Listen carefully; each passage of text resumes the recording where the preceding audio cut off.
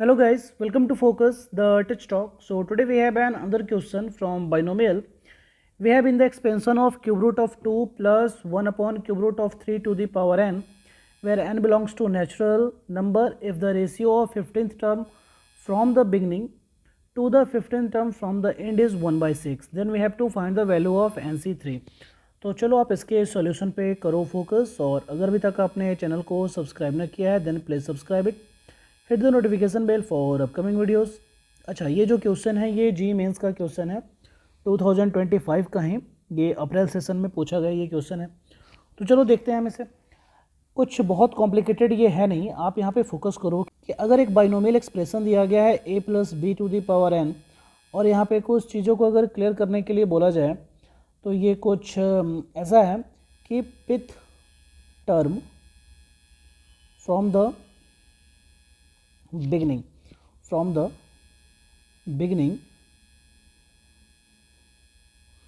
तो ये आप कुछ ऐसा लिखोगे equal to T p equal to आप कुछ ऐसा लिखोगे n C p minus one a to the power n minus p minus one और b to the power p minus one. ठीक है, ये है pth term from the beginning. और सेकंड कॉन्सेप्ट आप यहाँ पे कुछ ये लिखो pth term from the and. ठीक है, फ्रॉम द एंड। तो ये आपको मिलेगा टी पी डैश, इसे हम कुछ ऐसा मान लेते हैं equal to n C p minus one, ये तो रहेगा ही, और यहाँ पे आ जाएगा b to the power n minus p minus one और a to the power p minus one. ये आपको कुछ ये मिल जाएगा। तो ये पिथ टर्म की जगह पे क्या दिया गया है, 15th टर्म दिया गया है, तो इसी के लिए हम सोचते हैं 15th टर्म। तो आप यहाँ पे क्या लिखोगे 15th term from the and, from the beginning, सबसे पहले फ्रॉम द बिगिनिंग।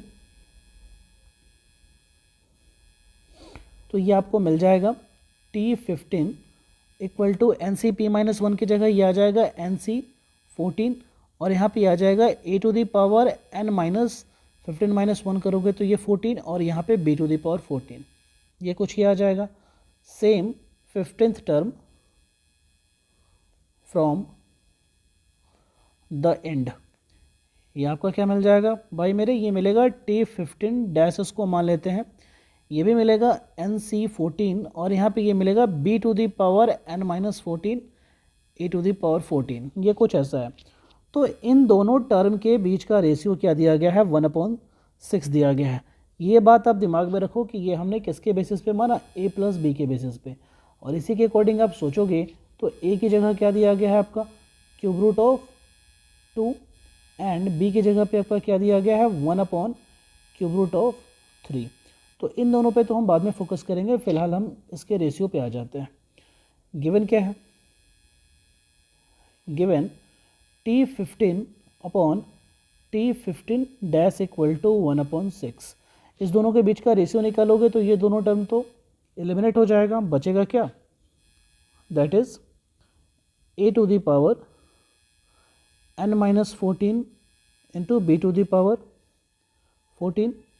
ठीक है, अपॉन यहाँ पे ये आएगा b to the power n minus 14 into a to the power 14 equal to 1/6।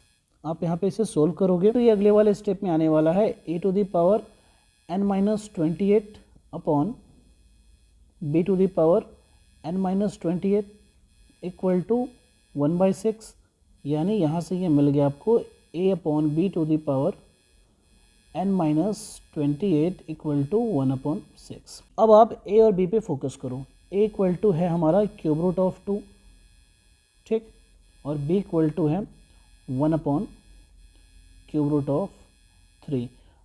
तो यहाँ से अगर आप a बाई बी निकालते हो तो ये आपको मिल जाएगा क्यूब रूट ऑफ 6, यानी ये आपको मिल जाएगा 6 टू दी पावर 1/3।